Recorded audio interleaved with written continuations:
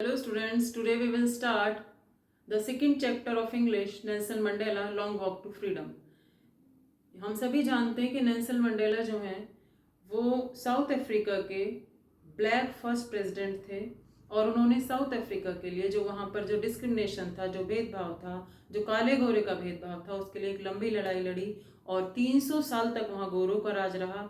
और उसके बाद 300 साल बाद वहाँ पर नेल्सन मंडेला ब्लैक प्रेसिडेंट के रूप में वहाँ पर लीडर बने। तो इसमें ये जो स्टोरी है इसमें यही बताया गया कि किस तरह से उन्होंने एक लंबी लड़ाई लड़के किस तरह उन्होंने स्ट्रगल किया और वो यहाँ तक पहुँचे उन लोगों के लिए जो इस डिस्क्रिमिनेशन का शिकार थे, उनके लिए वो लड़े। तो देखते हैं चैप्टर में क्या है।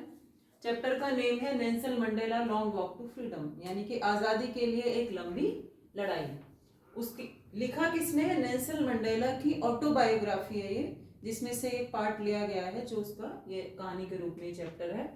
मेन कैरेक्टर्स कौन है? आई यानी Nelson Mandela, he is the author, वो ही ऑथर है। And Nelson Mandela he was the first black president of south Africa, south Africa के फर्स्ट ब्लैक प्रेसिडेंट भी हैं। जेनानी उनकी बेटी यानी कि उनकी डॉटर है। And mister de Klerk he was the sworn in as the second deputy president. जो डी क्लर्क हैं वो सेकेंड डिप्यूटी प्रेसिडेंट बने और जो थाबो म्बेकी है वो फर्स्ट डिप्यूटी प्रेसिडेंट बने। ये मेन कैरेक्टर्स हैं इस चैप्टर में। तो लेट्स रीड द स्टोरी। अभी यहाँ पर देख रहे हैं कि फर्स्ट ब्लैक प्रेसिडेंट बनने से पहले भी क्या एक इनॉग्रेशन होने वाला है, वो शपथ ग्रहण समारोह होने वाला है और उससे पहले क्या क्या तैयारियां हैं और क्या क्या उन्होंने स्पीच दी, किस तरह से लोग उनके करीब आए। 10th May dawned bright and clear।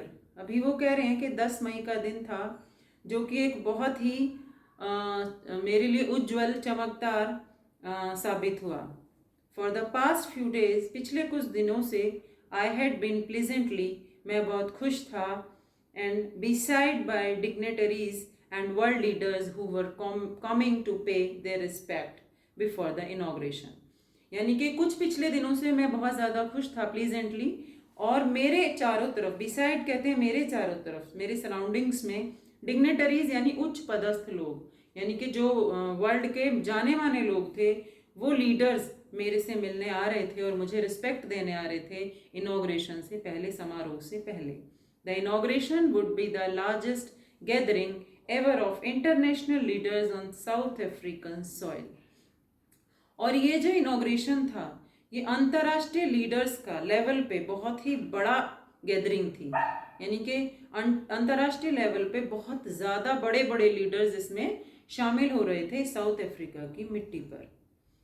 The ceremony took place in the lovely sandstone amphitheater formed by the Union Building in Pretoria। Pretoria की एक बिल्डिंग जो यूनियन बिल्डिंग्स ने एम्फी थिएटर को बनाया था। एम्फी थिएटर क्या है? एक बहुत बड़ा हॉल हम कह सकते हैं, थिएटर हम कह सकते हैं, जो कि बिना छत वाला है और जिसकी सीट्स जो हैं वो सिनेमा हॉल थिएटर की तरह ऊपर नीचे इस तरह से बनी होती हैं। Form by the union building ने फॉर्म किया था प्रिटोरिया में। फॉर डिकेड्स, दशकों से, this had been the seat of white supremacy and now it was the site of a rainbow gathering of different colours and nations for the installation of South Africa's first democratic non racial government. अभी देखेंगे कि दशकों से वहां पर क्या हो रहा था कि जो वाइट सुपरमेसी थी, जो गोरे लोग थे, केवल उनका ही वर्चस्व था वहां पर। एंड नाउ, लेकिन अब, it was the site of, एक दृश्य था कैसा? Rainbow gathering. जिस तरह रेनबो होता है उसमें मल्टी कलर्स होते हैं, इस तरह की गैदरिंग हो रही थी। क्यों? क्योंकि डिफरेंट कलर्स के लोग, काले, गोरे और डिफरेंट रेशियल यानी कि जातियों के लोग वहां पर सब आ रहे थे।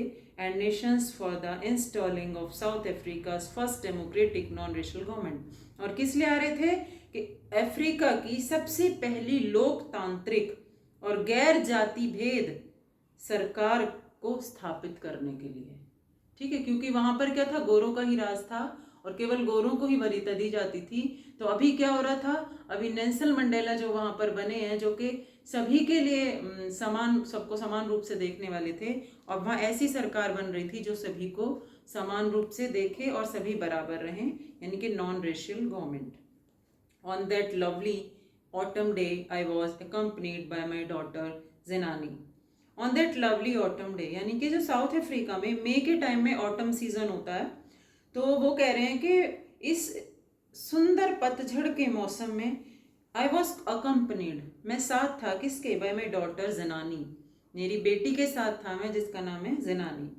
On the podium mister de Klerk was first sworn is a second deputy president. Podium कहते हैं जो हम देखते हैं कि जब जहाँ पर खड़े होकर हम बोलते हैं स्टेज पर, तो वो कहते हैं पोडियम पर मिस्टर डी क्लर्क थे जो फर्स्ट स्वॉन, जिन्होंने पहले शपथ ली सेकंड डेप्यूटी प्रेसिडेंट की, सेकंड डेप्यूटी प्रेसिडेंट की इन्होंने शपथ ली। देन उसके बाद थाबो म्बेकी वो sworn is as first deputy president. उसके बाद फर्स्ट डेप्यूटी प्रेसिडेंट की जो शपथ ली वो थाबो म्बेकी ने ली। When it was my turn, और उसके बाद मेरी बारी थी।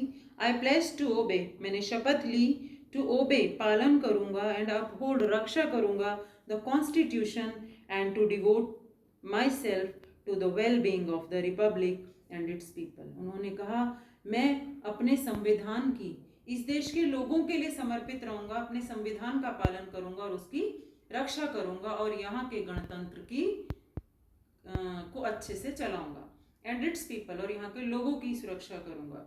To the assembled guest and the watching world I said, और उन्होंने कहा जितने भी गेस्ट यहाँ आए हुए हैं और जो मुझे देख रहे थे, जो पूरे संसार में देख रहे थे मुझे, आई सेड मैंने कहा।